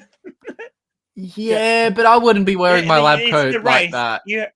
No, it's a racing competition. They had to put on all the safety gear and then drink the drink, and the first one to finish wins. I could totally Yeah, the see one that. who wins has to drink another shot. That's how drinking games work. Yeah. I could The, totally see this as some competition thing done at a frat party or something like that. Yeah. Here's a really Although, nice wall. I'm just going to point out the green looks like it's like bulging in the middle. If Yeah. she's still pouring it, you might have a bit of a wave in the middle. Good Yeah. point. Plus, the glassware is cylindrical, so it could warp the. The refraction could do that, depending on what angle they've got things at. So you've got Midori and you've got Blue Curacao. Yeah. Probably. I like that one. That'll work. This one here got me because it looks sensible at first, and then you're like, why is he looking at it with a magnifying glass when he's got a microscope next to him? And if he's examining it, why is it in the vial? Maybe you can't read the writing because he's short-sighted. Maybe. He's like, maybe. That's a good point. So, damn it, I forgot which one of these is the anthrax. But it's not even got a label on it, though. No, that's I another can't thing. see a There's no label. labels. No. It's a very old-looking microscope, but to be fair, labs can have old equipment. Yeah, this one I just like because it was just like he's got a microscope, but he's using a magnifying glass. Tracks. Getting towards the end, but I was like, this one's like, yeah, I look at leaves in petri dishes with full safety gear. Could be the Australian suicide tree, or is it? Yeah, it could be the gimpy tree. But yeah, then again, gloves. You'd have gloves. Yeah, you're not touching that without gloves. Yeah, the gloves would be way more important here than the safety goggles. Yeah. I'd have everything on. Yeah. If I was going those are the trees you put warnings that not to sit under, because if it rains on the tree and the rain gets on you, you end up burning your skin. So, yeah, but again, it's this whole thing of scientists learn about the universe just by staring at stuff and then writing some notes. No, that is not how we do it. But anyway, getting towards the end again, I think this is similar to the first one about. Why is he holding that? Kind of, yes, you hold things with gloves to make notes. You never write in a notebook with gloves on. And she looks like she's about to kill him for bad practices. Mm-hmm. Which I don't blame her, really. I mean, yeah, I'm with her in this one. And the other guy in the background's about to pour this stuff on his face. Oh, this is cool. That's like, no. And it's all blue again. Yeah. The only colors scientists know are blue and white. I actually have a blue lab coat, but that's for teaching and that's to stand out so that the staff, you can tell who the staff are. So if something goes wrong, you know who to get to. You tend to have that contrast. But yeah, most lab coats are white, so at least they get that right. Although my favorite, I've seen some really nice maroon and pink, bright pink ones for some of the technical staff, and I'm like, I want a pink lab coat. Yeah. I would happily wear a bright pink lab coat. Who wouldn't? Again, you generally don't wear colored lab coats though, because you want to see chemical stains when they show up. But if you're teaching particularly younger years where the chemicals are not as nasty, then there is a use to having a colored lab coat. But yeah. And also the other thing here that I haven't pointed out yet, no one who actually spends their time working in a lab has a lab coat that is that clean. Yeah. If your lab coat is that white, you're either the professor or it's a brand new lab coat and you have no idea what you're doing. I don't think I ever got through your previous lab coat, but they wouldn't all have brand new lab coats. No, because maybe they get them laundered at the same time, but they still don't come back that clean because you still have stains on them. Just don't throw your lab coat in the wash with the rest of your clothes, like I know some of my students have done, and you're just like, no. The lab coat is there because it's meant to stop the contamination getting from everything else. It's why when people pick up notepads like this, or these days phones, and they'll keep their gloves on, and it's like, you have gloves on for a reason. Do not get that chemical on your phone. You're going to go and use that phone while you're eating and things like that. It's like, you can use the phone, but take the gloves off and do not leave it on the bench. The bench is a rainbow of colors because of the decades of stuff being spilt on it. Do not let your phone get covered in lab. That's why you put it in a plastic bag. Yes. It works through a plastic bag. You're not going to see photos like, you're never going to see a lab like this. Also, it is a very white lab. Yeah. It's brand new. Yeah, the shelves aren't even the stocked. only reason you have a white lab like that is if you have a clean lab. So Even still, like, you can still spill things. But they're not wearing clean lab gear. Yeah. No. This is find white room and do chemicals. Again, back to the blue. Mm-hmm. Even the notepad is blue that she's holding, or the clipboard.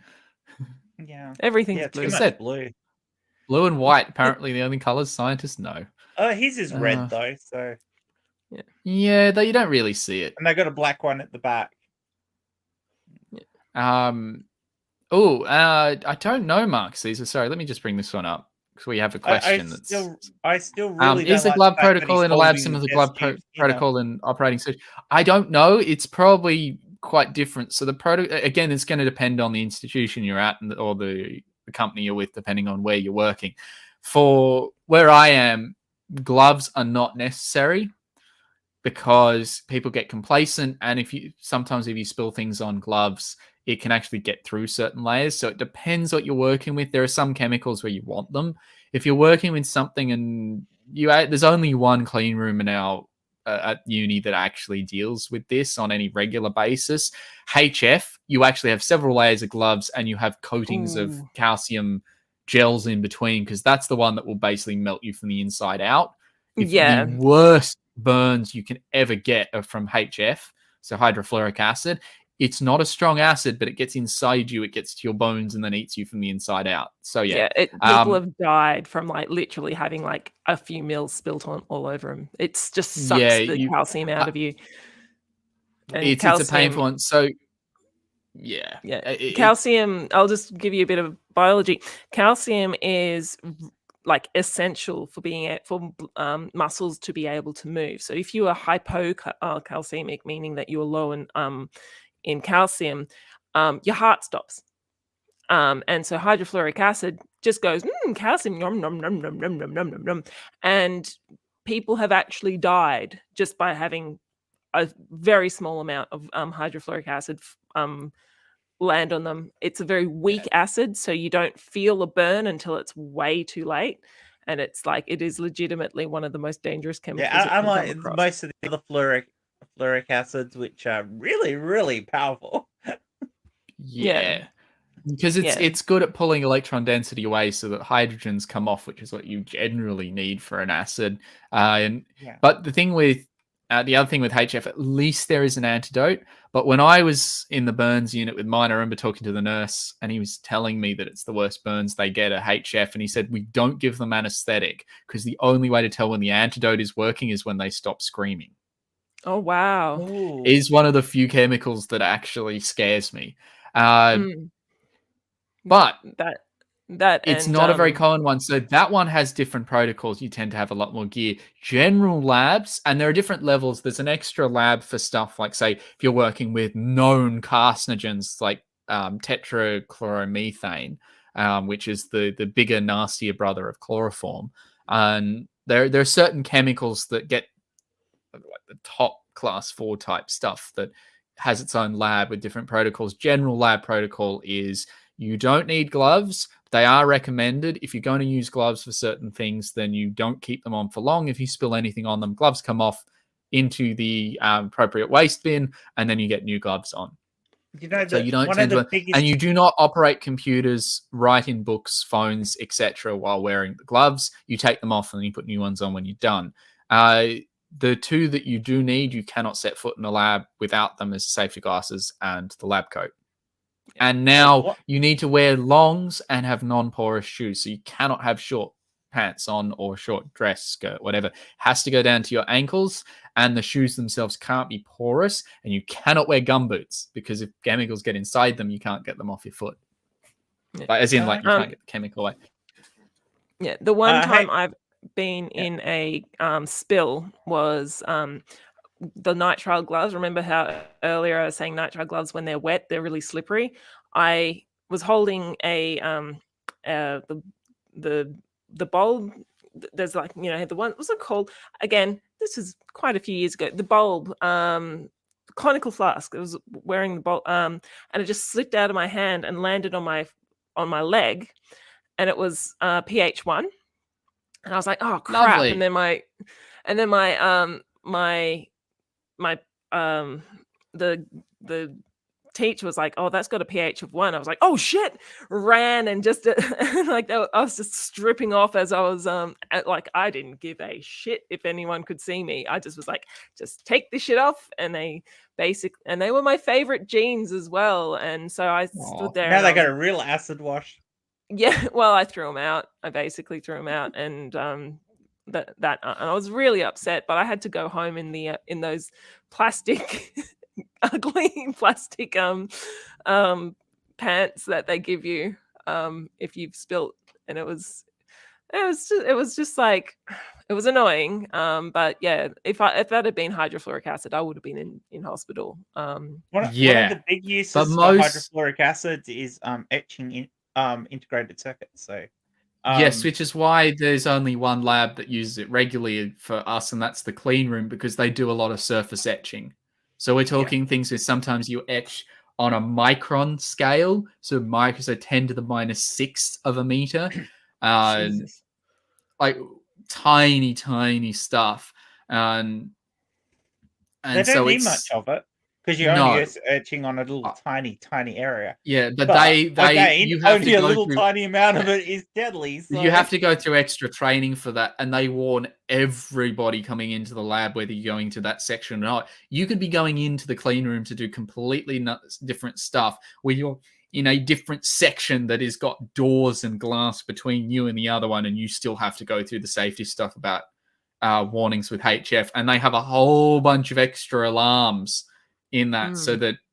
And they tell you, do not bother taking the gear off. If the alarm goes off, you get out of there. Yeah. Take the gear off once you get outside. Wait for the fire department to show up, which is an expensive thing to happen if the alarm goes off, because it costs them more than $3,000 every time the fire alarm goes off. Jeez. And it goes off by accident all the time, particularly in chem. Oh, the amount of times I've been interrupted while teaching, it's the alarm, and you're just like, oh, there we go again.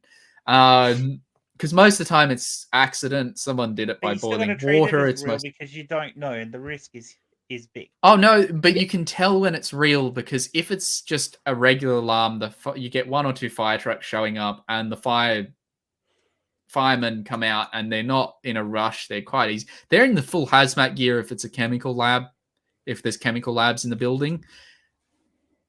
When you see about 4 or 5 trucks showing up and they're coming out, they're rushing, and you can tell that there's a bit of panic and a bit of urgency to them, then you know it's a real fire, because what they do is they actually call up the fire department and tell them, no, this one is a real fire. Something has gone wrong. So they will call in extra backup. But they do have to show up if the alarm goes off.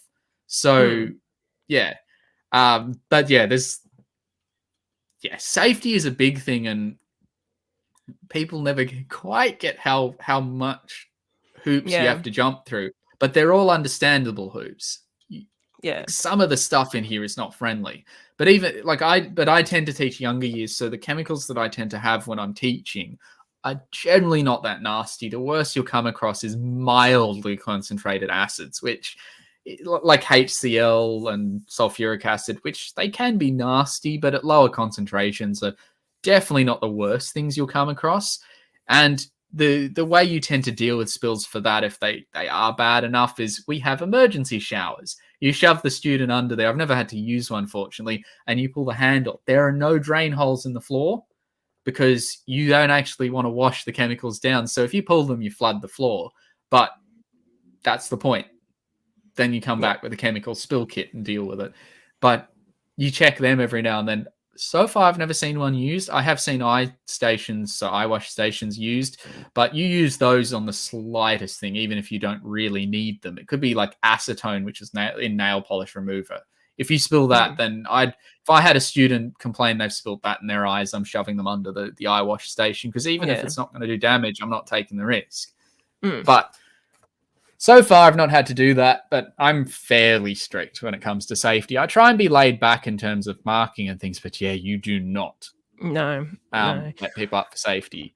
And that's one thing they get wrong. But anyway, I'm trying to forget. Oh, this is the last one. This is not really a stock photo, but this is from 1800s. This is hilarious. With a chemical lab where they used to basically have nitrous oxide parties.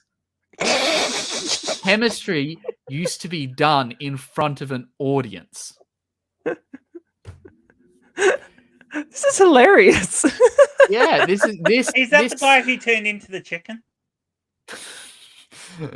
Well, maybe they'd actually leaked nitrous oxide into the lab. And I want to point out that the famous English chemist Sir Humphrey Davy became a famous chemist because he used to produce and inhale insane amounts of nitrous oxide as a publicity stunt. That got him enough attention and enough backers and enough funding to be able to do the rest of the work that he did. And I've seen scientific papers claiming that he was most likely a narcissist based on the writings and the behavior that we have recorded from him. But yeah, this was the 1800s. The party drug go-to was nitrous oxide, particularly in Britain. They used to do this, and it was also, and you can, if you want to look up the old nitrous oxide cartoons, it was also the cure for a unhappy housewife. Used to basically, there are pictures of people holding them down and shoving bags, like inflated bags of nitrous oxide in women's faces to make them happy. And you just like, But yeah, this is also why a lot of the chemists of the time died quite young. They used to taste and inhale the products for their experiments. Yeah. I mean, isn't like the average organic chemist's life expectancy lower anyway? Like even today? I will have to look into that. I would not be surprised. I mean, it's not a lot because there's still quite a lot of old professors, but I wouldn't be surprised if it's lower because like even though I started in fairly modern times, I know I've been exposed to more lead and mercury than the average person just because I've worked with them. We've had safety procedures, but that stuff gets everywhere. I know I've been exposed to a lot of poisons that most people don't get. But yeah, it's an odd one. But yeah, I wouldn't be surprised by that. Maybe I should do a video on it. I should look into it, see if there is. Physics is a bit safer than chemistry because you don't tend to deal with the chemicals. I generally play with lasers. So I teach chem, but I'm doing my PhD in physics. But I'm in spectroscopy, so I'm essentially a physical chemist. And lasers have never killed anyone, but people have died from electrocution because some of the powerful lasers, the amount of power they need to draw to run, it is insane. Because the higher powered ones, they're not very efficient. So you need to draw so much extra power in. You end up with, you might remember the pictures of the old computers that took up entire walls. Sometimes you need about that much gear just to regulate the power supply. Yeah. If you're dealing with like UV lasers that are like continuous beam ultraviolet lasers of several watts, generally for writing and like basically carving stuff into structures. Yeah, those ones are going to, But there are also the lasers that'll blind you before you realize you've seen the beam. That's a whole nother safety thing from laser labs. And yeah, I know some of the people today had colored glasses, and that's normally where you see them is in laser labs because you actually have dyes in the glasses that will help take out the wavelengths. without. You know, So generally they're they match the basically invisible to wavelength of certain the colors. light. And sometimes you go into laser labs and you wear them for so long that when you come out, you're like, the world looks weird because it's in full color. You're used to having certain shades taken out by then. Fortunately, my lasers are quite low powered, so if you were to do damage with the laser that I currently work with, you'd actually have to hold your eye open and stare at the beam for quite a while. And if you're dumb enough to do that, well, You deserve your blindness. yeah. But the dumbest thing I've seen I've heard about, I didn't actually see this one. Another academic was telling me he had a student do this. They had a honors level student. So this is someone who's finished at least one degree and they're coming in to do a research project. And they were aligning a fiber laser. So a fiber laser is basically you have a laser and you shove it into an optical fiber. It's a really good way to direct lasers to different parts of an optical setup. And then you have what's known as a collimator or some other lens to direct the beam out of the fiber. And he was dealing with a class, I believe is class 4, which is the high one, because those are the ones that can do permanent eye damage, infrared laser. And the academic looks over and he just sees the student going like this with the fiber head on his hand and then on the bench trying to see the dot. And you're like, okay, maybe you forget that it's like that. And there are fluorescent cards that you can use to see them. But instead of picking up one of those or anything, the student just picks up the fiber and looks down at like a hose pipe to see what's wrong. And after about half a second, drops the fiber in pain and recoils. Fortunately, no permanent eye damage in that case, but it was enough to sting his eye. And he just like, optical fibers you treat like a hose. You never look down them to see why they're not working. And you'll also notice optical benches are never at the same level as your eyes. Same with chemistry. There's a reason the benches are down low, and you might have a section up higher if you need to see meniscus, and you never fill above eye level, which half these people broke because you see them pouring like this, and you're like, no. You pour low on the bench so that it can't get to your eyes. You have the laser bench lower so it can't get your eyes. Anyway. And then you get people who walk in and go, oh, that looks interesting, and get down low and look at them. Yeah, you bring yourself to the experiment. You don't bring the experiment to you, and so that way you can put it on the bench. If you got a set of reflectors and lasers bouncing off them, don't get down to the same level as the lasers. And I've worked with class 4 lasers where it's like if you drop something on the floor, it's like no, you don't pick it up. Yeah, wait till lasers. You don't bend down, pick it up. And by that, it's not just like flick the laser switch off. You power the entire thing down. Mm. You make sure there's nothing that can go wrong, and then you go and pick them up. Or, as I think some labs do, though, you get like the little grab things, the little claws, and you can pick things up with. You do not get, and the thing is, even if the laser's off, you do not get down to the level of the bench to see or align anything. If you need to, you fire up a low-powered like red laser for alignment. You switch the laser out and do an alignment laser. You do not stay at the level of the bench. Which is what you see in the movies is usually a low-powered little laser, like a little laser pointer, and they're actually spraying gas across it so you can see the laser, because you don't see lasers traveling through the air generally. I do have video of a laser you can see with that. Yeah, I've got video of it, and I've used it. If you actually look at the channel, the card, like the top card for the channel, like not the thumbnail, but the actual background, that you can actually see a bit of a laser beam. But you're not looking at you're actually looking at the inside of the laser there. So that's the inside beam where it's much stronger. Yeah. And there was a bit of dust in the room, so you can see it from that. And I didn't need to add any extra, but as I said, you're looking at the inside of a red laser. And again, that was down at the bench. I took the photos I put the camera on the stand down low, and I angled the screen on the camera to see what I was doing. Yeah, you don't get, even with a red laser that's not too dangerous, you still don't get down to it. But how well, that's something. But yeah, I thought this was a funny one to end on, and it's a bit different just to show that we've people have been doing silly things in labs for a long time. But but you can tell what, apart from, I think it looks like it's in French, which wouldn't surprise me. At the time, it was generally Latin, French, and English were the main languages. No, it's No, Maybe? it's English. Scientific Oh, research, new discoveries in pneumatics, Oh, and okay. I was experimental new lecture looking at in the power of. pneumatics. Sorry, it's a bit blurry. My screen's gone on down. Okay. Oh, yeah, because no, it's a British thing too. I was saying. Yeah, that makes sense. I have Powers found some of. also cartoons that were French. Hmm. Oh, the Oh, yeah. inscription on the door is probably Latin. Okay. Shows how observant I'm being at the moment. Royal Institution. No, it's English. Again, okay. I'm not being observant. I'll start thinking again tomorrow when I'm back in the lab. Good luck. You better. I better do it. I've only got my low-powered lasers. Yeah. Whoops.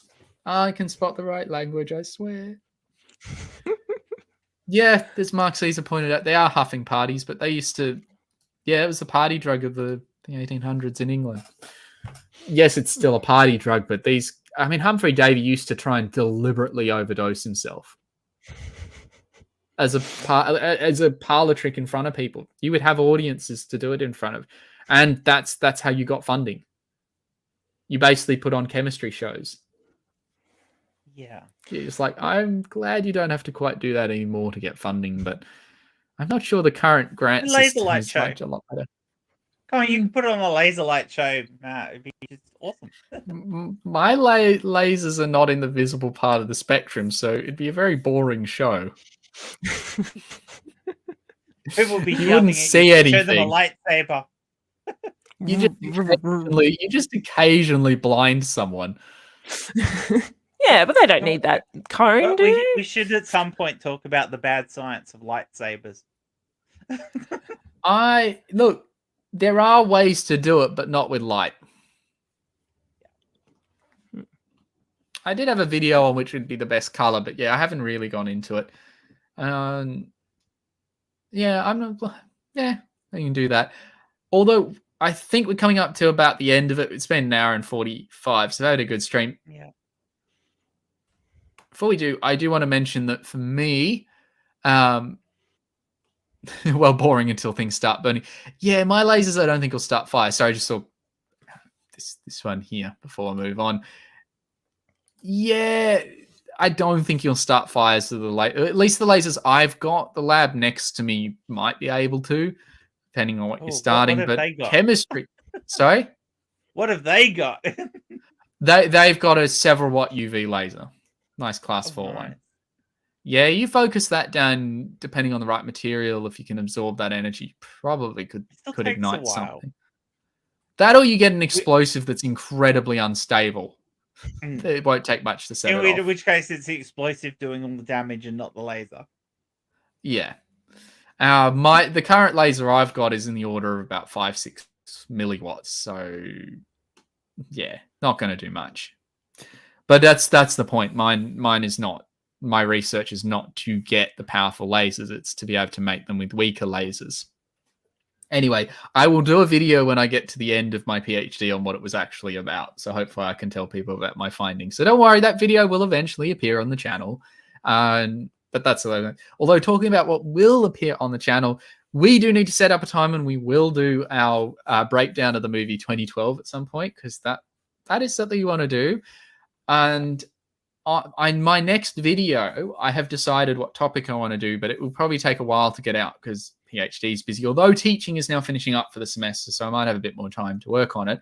I want to do a video centered around one of my favorite quotes from one of my former lecturers that was, most physicists do not think there was a time at which the universe had no yesterday, which was a very fancy way of saying that there isn't, that most physicists don't think the universe had a beginning in any traditional sense or any intuitive sense of what we normally think of as kind of cause and effect and a beginning. And so I want to do I want to do a video that runs through the current understanding about the beginning of the universe. And that quote is that, like, the actual beginning word is very loosely used, because that's a fairly common misconception with it, is that everyone thinks, oh, the Big Bang is the beginning of the universe. It's like, no, it's not. What happens shortly after the universe has started. And so things like the Big Bounce is probably where I'll go, as well as a bunch of other cosmological models. I do want to see if I can actually talk to the other lecturer, and I've heard him talk about other things. He's a really, really cool one. And And I then you want to get see if down I can into the quote him philo- on that. Then you get down to the things of, does time actually have any meaning? Which is probably where I will go. And I want to talk about when we're dealing with that sort of scale, we're dealing with the beginning of the universe, our understanding of time doesn't work.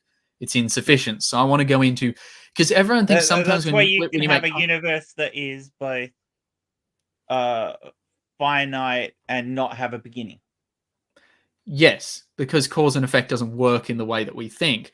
And what I want to kind of break it down, have a look at, well, what do physicists actually think about the beginning of the universe? What do cosmologists, which is the So when specific we say field. the universe is 13.8 billion years old, that's the limit of the when we're doing the calculations, that's the limit we come to of 13.8 billion.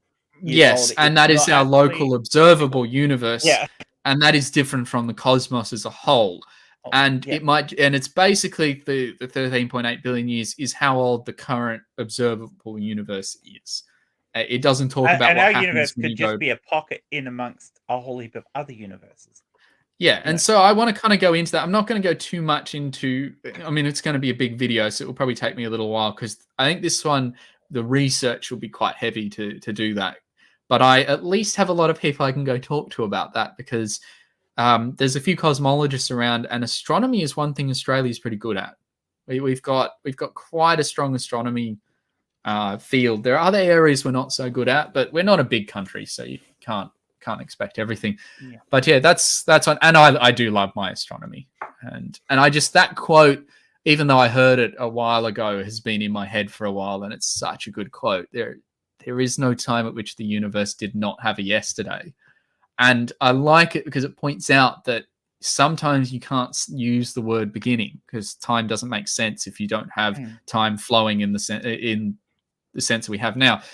And there's also the models that talk about time as a result of entropy, which again I'll get into, but I won't give too many spoilers now. So that's probably going to be my next video. Jen, do you have anything coming up?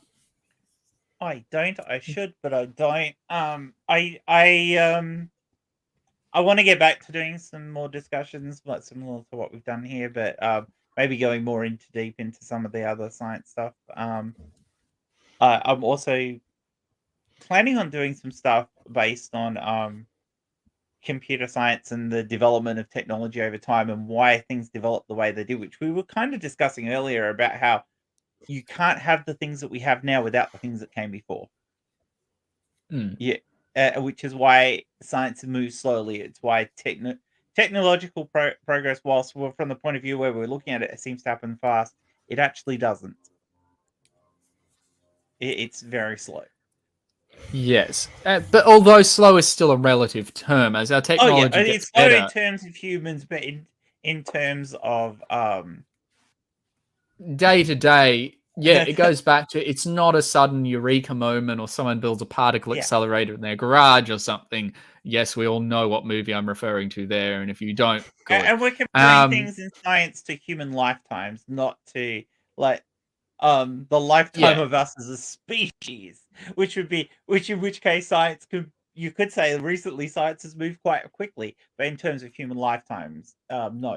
I mean, look, we still have done a lot, but it's not because of one person doing something quickly. It's a long process with lots of people, and it's just the sheer volume of work that needs to go into it. When science does do things quickly, all it does is promote fear, because people aren't used to things happening quickly. Just look at COVID vaccines. How much fear it happened too fast. No, it got faster because our technology to do it got better. Yeah, it has gotten better. Plus, we poured so many resources and put other things off to achieve this.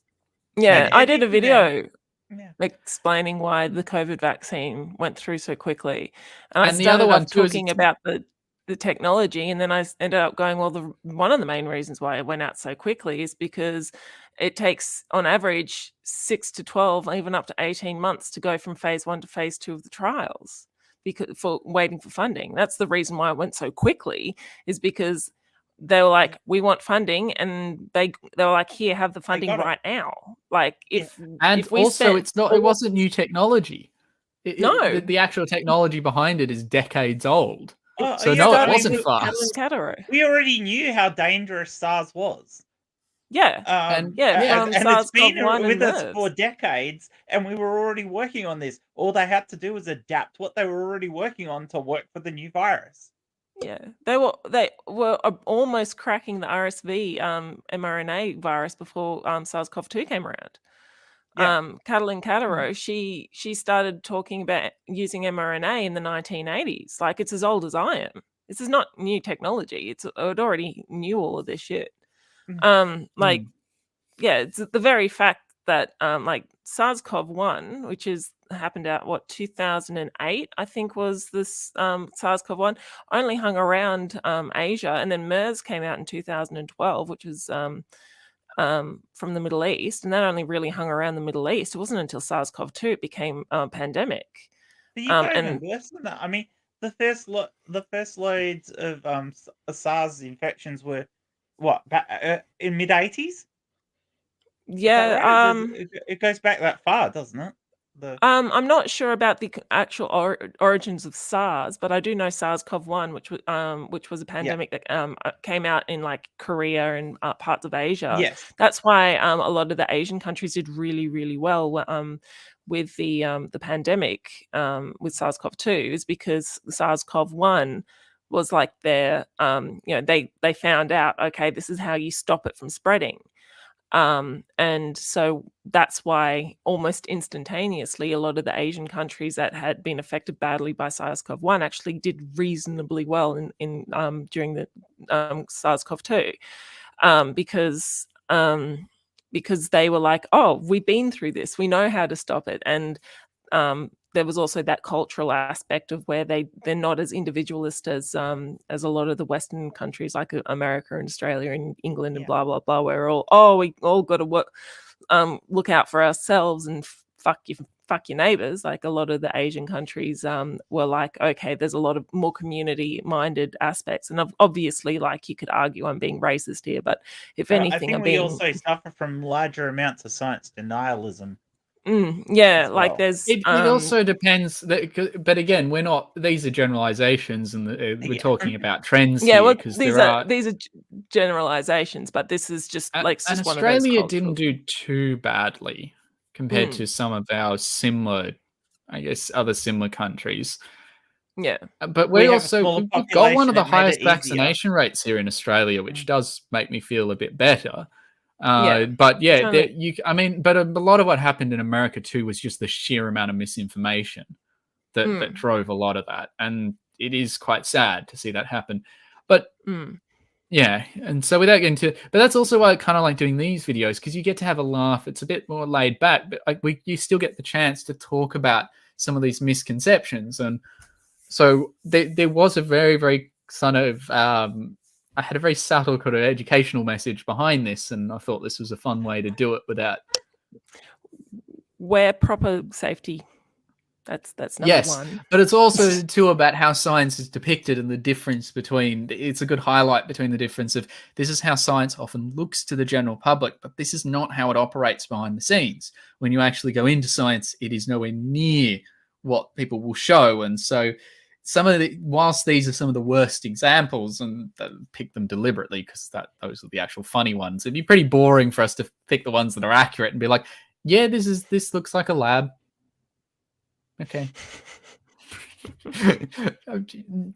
Yes, no one would watch that. I wouldn't watch that. So yeah.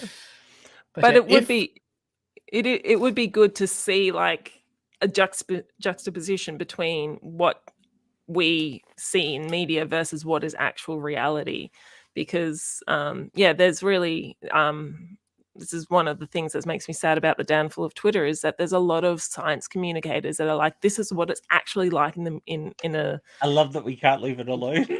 Yeah, this is what it's like to be in an actual lab. It's sort of like there was that hashtag that went around as distractingly sexy because of all the female... there was a really misogynistic scientists went on about how women shouldn't be in the lab because they're distractingly sexy, and here's all these women going, this is what it's like to be a woman, and like this is what it's like to be in science, and they're just covered in mud, or hot and sweaty because they're doing archaeology or and they're like distractingly sexy, and it really does show off what it's really like to be in a lab, in a science lab, and there's nothing I think sexy too many about people too many of these people have these ideas of women in science as Lara Croft or something like that. That is the closest to a stock photo of me in a lab I've got. You got the gloves. I have. holding the chemical, it I'm should be on the holding bench. 80. I'm holding 30% hydrogen peroxide. So yes, I'm going to have the gloves, the lab coat, and this is what I was talking about. This is when you do see different colors. There's a lot of blue, but it's not the sample I'm holding. No. But I think that's the closest I can do to an actual stock photo that has my face on it. And this one was staged for for my last video, the comment one. And you can see the safety gear. And yeah, I've had to cover up a few logos so that there are patches on it. Yeah, at least I got my hair tied back. Sorry, I just thought I'd bring that one up while that one's still there. Anyway, I think we've been going. Mara, do you have anything you want to shill? Not really. I've had probably one of the worst years I've ever had. If somebody said, would you prefer to go through 2022 or 2020, I would put 2020 down instantaneously, to give you an idea of how bad my year has been. So mental health wise, I hope next year is a much higher note for you then. Yeah. I don't really think there could be a much worse year unless, I don't know, every single one of my friends and family just died in a horrific explosion. That could probably Don't jinx it.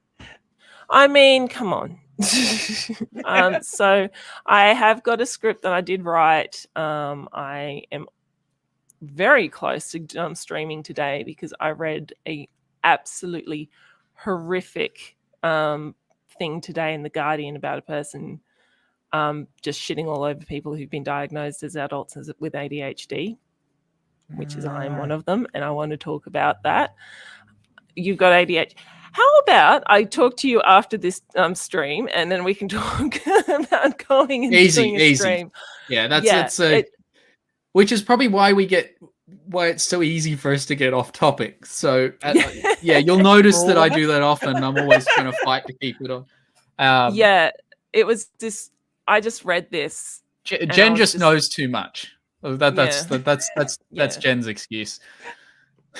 So I also, talking about getting distracted, I need to remember not to. There's certain ways I lean. I go past the green. So sorry, I got to keep remembering not to do that. Yeah. So and you go blue. Yeah. Sorry. Yeah, so I'm half tempted to stream today just to rant about this article that I read in The Guardian. But yeah, I've got a script that I need to film. I've promised everybody in January I'd release a video on the my capstone project, which I still haven't released.